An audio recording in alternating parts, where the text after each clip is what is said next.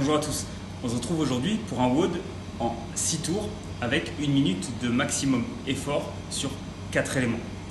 1 minute de max double under, suivi de 1 minute en handstand hold, 1 minute max double under à nouveau et 1 minute de pike push-up.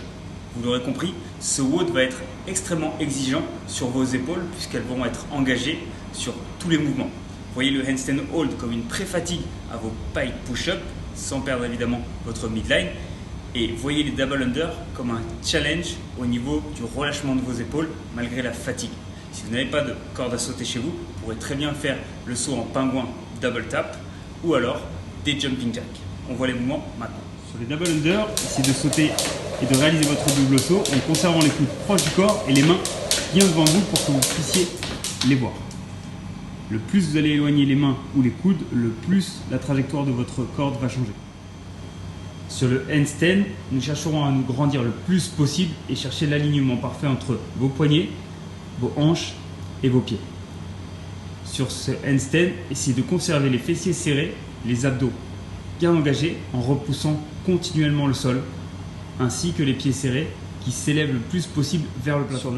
Sur le pike push-up, essayez de descendre le sommet de votre crâne pour réaliser le troisième point du triangle avec vos mains. Sur le retour, revenez directement de la position où vous étiez, comme si vous vouliez embrasser vos genoux.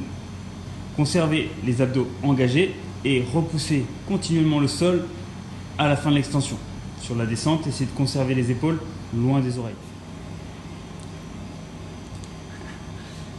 Pour le warm-up, qu'est-ce qu'on va faire ? Je me demande bien. Pour le warm-up, on va réaliser des mouvements au poids de corps. 4 minutes, 30 secondes, 30 secondes. 30 secondes de Cossack squat au poids de corps afin d'utiliser le stretch au niveau des adducteurs et renforcer la partie intérieure de vos jambes. Et 30 secondes de kick sit afin d'améliorer votre coordination et votre gainage en mouvement. On voit les mouvements tout de suite. Pour le Cossack squat, vos pieds sont plus écartés que le squat et votre hanche se dirige vers le talon.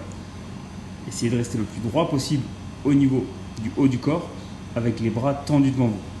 Repoussez bien le sol jusqu'à revenir à la position de départ. Sur le kick sit, nous partirons d'une position 4 pattes jusqu'à la rotation et l'extension de votre jambe intérieure. Quand je reviens, je retrouve ma position de départ et je bascule de l'autre côté. Si la rotation pour vous est difficile, vous pouvez lever le bras qui est devant vous et revenir à la position initiale. Easy. Pour l'after party, nous avons prévu un peu de bodybuilding. Pourquoi ? Pour bien commencer ou bien finir cette journée, suivant l'heure à laquelle vous ferez ce WOD et cette fameuse after party. 3 tours, 20 répétitions de curl biceps et 20 répétitions d'extension triceps. Seulement, les 10 premières reps s'effectueront du départ jusqu'à la moitié du mouvement et les 10 prochaines du milieu jusqu'à la fin du mouvement. On vous montre tout de suite à quoi ça pourrait ressembler. Sur les curl biceps, les 10 premières répétitions s'effectuent du départ du mouvement jusqu'au milieu et sur les 10 prochaines du milieu jusqu'à la fin du mouvement, retour au milieu à chaque fois. Les poignets sont bien orientés vers les épaules, je ne relâche pas mes poignets, je ne bouge pas mon coude qui reste sous l'épaule. Sur les extensions triceps, on commencera la première partie avec le dumbbell proche de l'oreille jusqu'à monter légèrement au-dessus des coudes, sans bouger le bras. Donc que l'avant-bras qui bouge sur cette extension triceps.